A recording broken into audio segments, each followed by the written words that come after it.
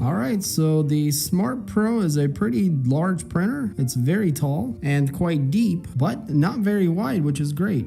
And it definitely looks quite special here sitting on the table. So let's start from the top. We got the spool holder and it clips on pretty simply, just like that. So we got it lined up about center of the printer, and this is where our filament detector is, and it plugs in right here on the side, and we have an arrow of the direction that the filament flows. So it's going to go through here and then down into the extruder. And on the back side, the wire comes out here and then it goes down all the way to the bottom. So one of the main features up here is this light, and it's a pretty nice light bar, quite thin and looks really good. And we have an on and off switch here, and the only thing you have to remember about this is not to grab it by accident. If you do grab your printer by the top, as you would easily break this off. So I like how all of our channels are nice and smooth, looks very clean. So flipping around to the back, we are tethered with this belt between the two elite screws, and these brackets here are plastic, but we do have bearings inside, which is nice. And then we have this metal bracket here that connects to the support rods that go to the bottom. So again, you can see where our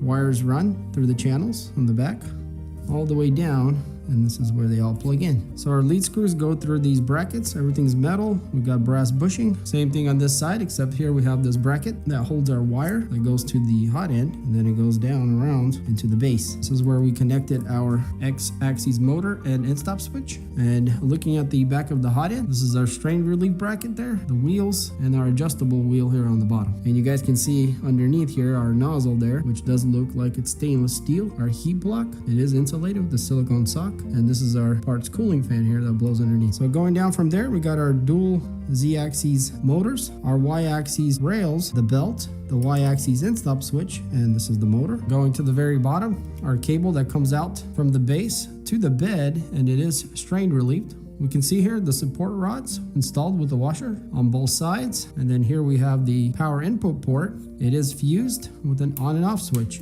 Here we have the manufacturing label that tells us basic information, including the weight of the printer, which is 14 kilograms. All right, so going back up front, let's look at our hot end here. So this is where our cable comes in. It is strain relieved. You do have to take this bracket apart to install it. And here we have the Sprite extruder, the top of it, release arm. This is where we feed in the filament. And here it also looks like that's stainless steel instead of brass, which is quite nice. Got a gear here, we can see one is turning. Our stepper motor for the extruder. These are the 3 bolts that we installed this whole piece in. And if you guys see that hole there in the middle with the bolt, that's the adjustment for the tension on the extruder. Here we can see the heat break, power coming to the heat block. Very nice metal shroud around the fan. It looks really good. Going to this side, we have the CR Touch for our bed leveling and end stop switch, and our parts cooling fan here. Going this way, we have the end stop switch for the X. Everything is covered up so you can't see, but you can take this cover off if you want to see your belt on the pulley. And same thing on this side, it's all covered up.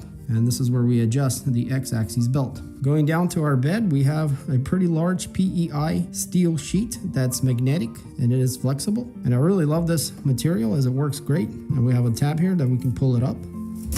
Very nice. So it's kind of like this reflection finish on one side and PEI on the other. And yeah, it looks great. And on the ends, you guys can see there's like little cutouts. And those actually line up with those bolts in the back. So when you put it in, you just butt it against them and then you set it down and you get it perfect every time. Very nice attention to detail. I love that. So we got the PEI sheet, the magnetic mat, and then the aluminum heated bed part. And also it is insulated, as you guys can see underneath. So yeah, that's great for this size. We have nice quality orange springs and aluminum, very large adjustable knobs. So yeah, very nice high quality everything here. And if we look at the bed frame, it's also very thick and quite unique looking. And you guys can see there underneath our rollers and our adjustable eccentric nuts. So again, the bed rolls around these 2 smaller channels, and this is where you adjust the Y belt. Here we have a bunch of stickers, warnings, certifications, and a QR code, Wi-Fi compatible, so you should be able to control it remotely. Going to the front, we got this nice large touchscreen display. Let's go ahead and pull the protector off, and it's orientated in this horizontal position, and I like how it integrates here on the side. And beside that, we have the full-size SD card slot. And this is where you can bring in the files to the printer. And going more this way, we have our storage, which is awesome because it's quite large. And not only that, it's actually organized with all of the parts that came with the printer. So if you wanted more room, you can just take the foam out and just throw everything in and you'll fit a lot more in there. But yeah, very cool. Love this little storage here. And by the way, it is magnetic. There's a piece of magnet there in the back that magnetizes to the end that locks it in. So yeah, a lot of nice little details. Also, I love the angular design. And not to mention how low the profile is, considering how large this printer is. And we can see our little rubber foot there. There's 4 of them on each corner. And if we go to the side of the screen, we can see here we have what appears to be a USB Type-C port, a USB port that appears to be compatible with a camera, our Ethernet port, and then our smart power on button. And that's pretty much it for this side. Yeah, this printer is quite nice and just feels very premium. It kind of feels like if someone really tried to design something and they kind of took their time, this what would come out, because everything is pretty thought through, it seems like, on this machine, including a lot of metal parts, just high quality pieces, and it just feels really premium. So for the next part, let's go ahead and plug it in, power it on, preheat everything, home it, and level the bed. All right, so I got the printer plugged in the back. Let's go ahead and hit the power switch. And nothing happens because we have another switch we need to hit here on the side, if you guys remember. So I'm going to go ahead and hit that. Okay, you got to hold it for a second and it all comes on. There's a lot of clicking and we can see the display here. Wow, there it goes. And our light came on from the top, which is quite bright and on the warmer side. So we're going to look at the display here in a second. Let's go ahead and click on ready and we'll home the X and Y. There goes the X and the Y. And by the way, the printer is very quiet. Now we'll do the Z. So it's going to use the CR Touch here to probe.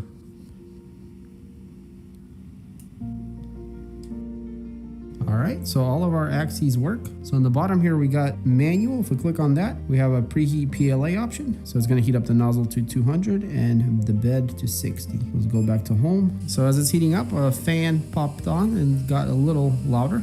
And it's actually the heat break fan.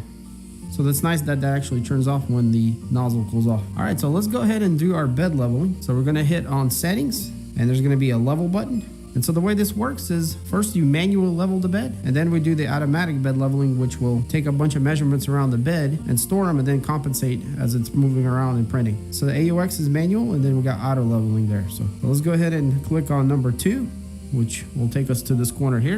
And I'm going to grab this sheet that was included.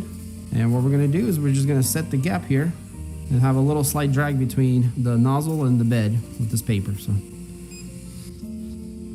now we go to this corner. I love these large aluminum knobs. They feel really good. We'll go over to that back corner. And by the way, I didn't mention this, but if your knobs are not run down all the way, you should probably do that first so you can kind of go up from there. All right, let's go to that other corner. So because this bed is quite large, as we change one corner, the others kind of change. So we have to go around at least 3 times. But normally 3 is more than enough, as the CR Touch will compensate everything else. And honestly, this thing is leveling out really nice. Okay, so we're now too tight here. All right. And also you do want to be preheated on the bed. And I go ahead and preheat the nozzle too. So yeah, we're doing really good here. This is our 3rd pass and it's feeling pretty much perfect. Yep. Very, very slight adjustment. Yep. All right, well, let's go to the center now by clicking on 1 and we'll see how that looks. And it's a little bit less drag here. And what we can do is use this Z-axis offset to go up and down. So it's already negative 2.51 and we can kind of go down from there a little bit. There we go, I'm starting to get a slight drag. So I got it to negative 2.60. So yeah, and now it's pretty much perfect all the way around. So it is going to be a little tighter on the edges than it is the middle, but that's not a problem because we're about to do out of bed leveling and it's going to measure it all out and then compensate where it should be perfect no matter where it is. So let's click on out of level and we're going to click on start and there it goes. All right, so it's doing 5 across and it's double tapping, and so it's going to be 5 times 5, which is 25 points. And actually down here, if you guys can maybe see, we do have a mesh layout of all the squares, which I guess are 25 points that it measures. And it says that it's 44% done.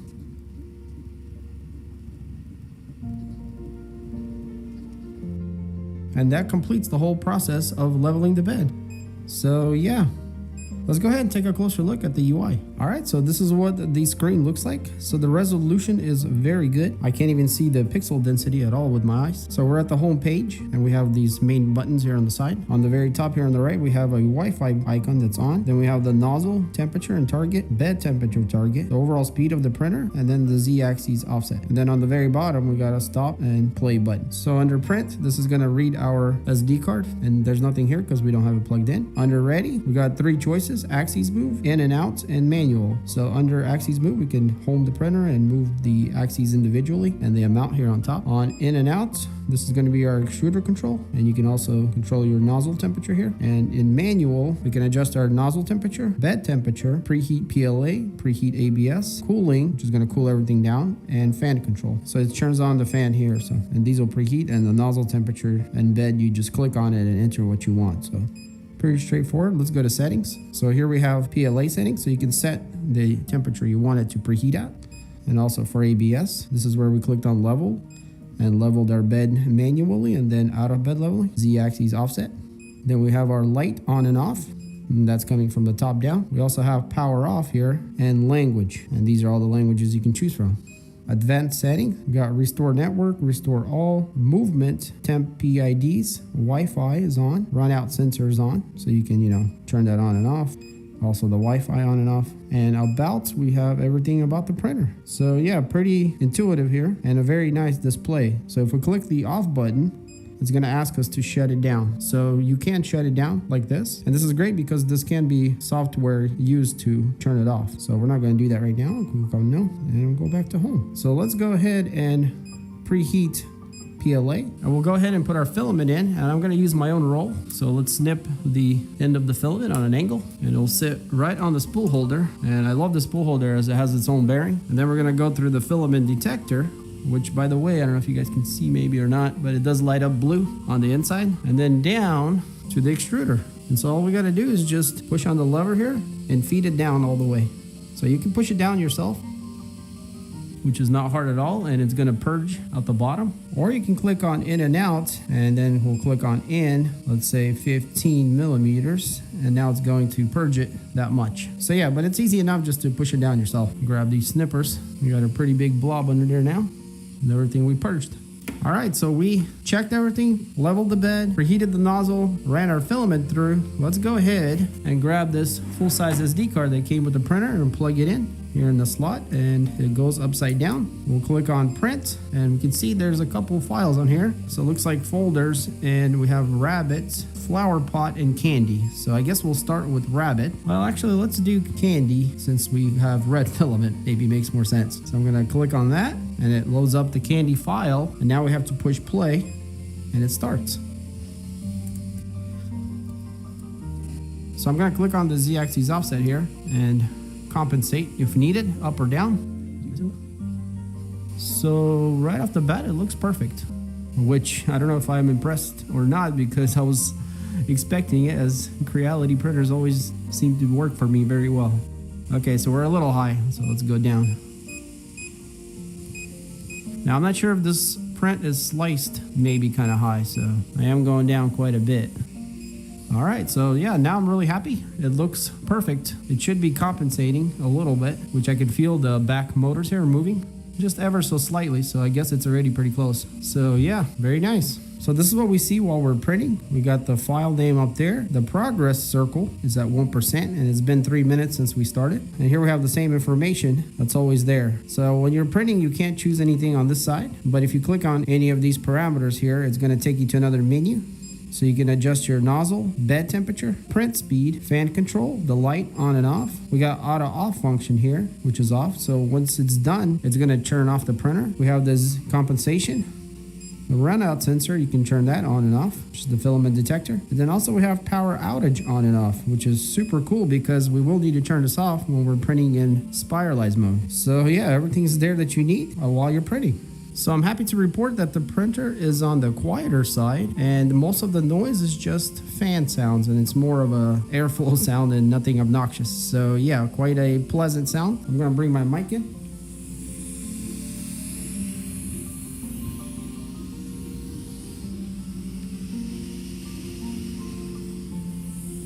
So yeah, you can have this thing around you and not be annoyed by it too much, as the steppers are very quiet overall. So whatever it's printing, it seems to be pretty large. I think it's a brim that it's doing right now, because it just keeps going in a circle, it's smaller and smaller. And yeah, we'll let this thing print out and we'll see what comes out.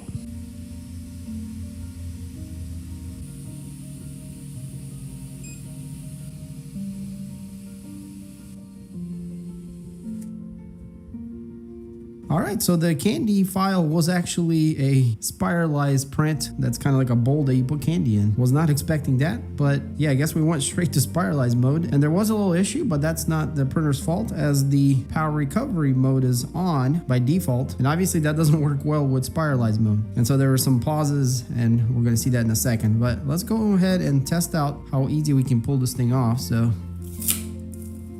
not hard at all, as I heard it kind of pop off already, so wow. Yeah, man, these things are just so awesome. Like, I've been enjoying these PEI build pleats, especially from more higher end brands, as they seem to have a better material and it just works beautifully. And so that's what our bottom looks like. And we do have a brim that I guess we could try to peel, but I'm just gonna leave it on there for now. What I really want to show you are these gaps there, and you can kind of see them from the inside also. So the nozzle actually paused, and so it kind of made little blobs, and then after the pause it started, it actually didn't extrude right away either, so there's like actual gaps. And what caused that was the recovery being on, and so when I turned it off, we were just smooth printing all the way up from there. So yeah, and as far as the print quality, it looks perfect, and you know, I wasn't honestly expecting anything less from this machine. Now there are a couple more files that we can print in here, which is a rabbit and flower pot. So I'm gonna go ahead and do that just out of curiosity.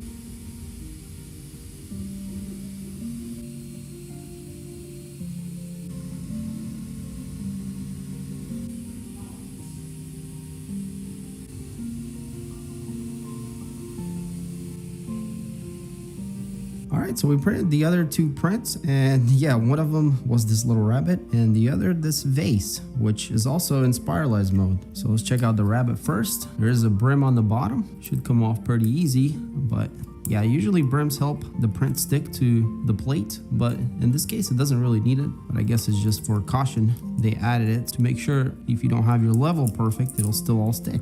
So we get the little crinkle look underneath, and white's a little hard to see, but yeah, just as expected, the layers are sitting beautifully and everything looks very consistent and pretty smooth. We got a tiny bit of stringing, but very, very minor, and pretty much perfection here, guys, which again is expected. So here we have another vase. It's also on a brim, and it's still stuck on there. It's actually stuck pretty good. Let's see if I can wobble it around. Yeah, probably need to flex it. So this is a matte filament, and it's a lot more gummy and sticky, but it still popped off really good, as you guys can see. And again, we got the brim. I guess we'll go ahead and pop that off.